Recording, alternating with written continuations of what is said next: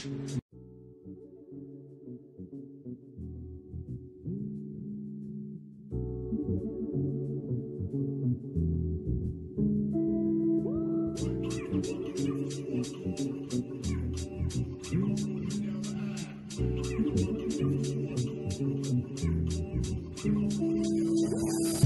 just wanted to get a little bit of information from you two and just hear you two talk, because right now you guys are the leaders that are out in the forefront fighting for African American needs and culture and keeping it alive so that young people can continue to walk in this charge. And I'll let the elder close on out. It's my second time here to the Lest We Forget Black African Holocaust Museum.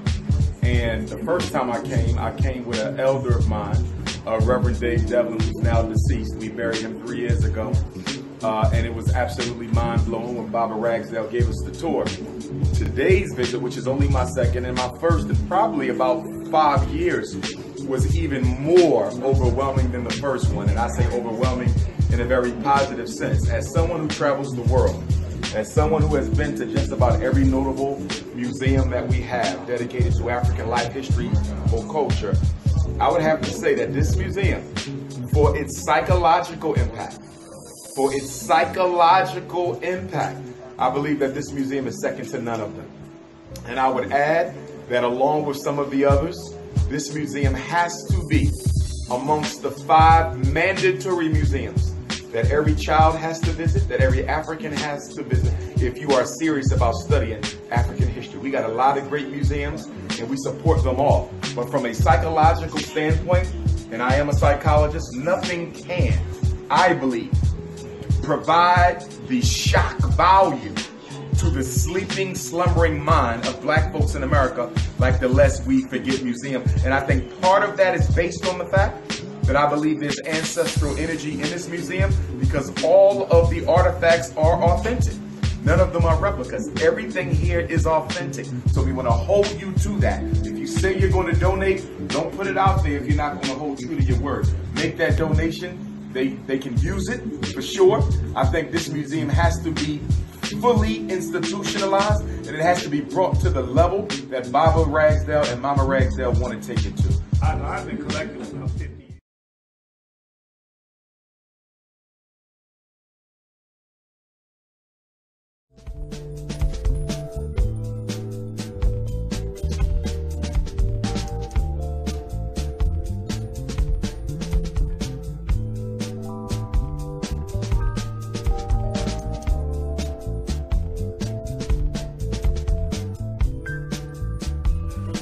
As to us, and that's pretty vague, you know.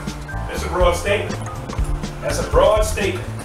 So what you're telling me is the police officer that just beat the guy up on the corner, it matters to him. Is that right? Also, the police officer that shot up in the hallway in a dark spot and let the perpetrator run, but killed a 13-year-old daughter by shooting her 15 times. It matters to him. It matters to people in your neighborhood who sell drugs on the corner to you to decimate your neighborhood and kill your children. It matters to them. It matters to them. You see? It matters to the man that beats up his children. It matters to the man to take care of his children. It matters to the man, the bar owner who sells all his drinks in there and picks up your neighborhood, doesn't look like anything. It matters to him. You said to us. Is that it? Did you say to us? Us includes them. Is that right? Your answer should be this. If someone bothers your sister, is that right? You have a sister. You got a brother. If someone bothers him, will you come out and help him fight? Will you do that? Why? Of course it matters, right? It matters, is that right? And who does it matter to? I can't hear you. It matters to who? That's right, unless it matters to me, it doesn't matter to anyone, okay? Black lives don't matter unless they matter to you. Can you understand that? It has to matter to me, not us. They got that slogan and put it on the wall and said, all lives matter, is that right? They took that from you, didn't they? I saw a sign over there that said, your lawyer matters. They take everything from you when you're not listening. It has to matter to me. To me. When I come out of the house and You see dirt around my house, I sweep it up. You know why? It matters to me.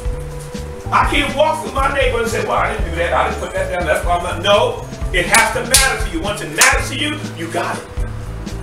You understand? Can you feel me? You got me? Okay, now.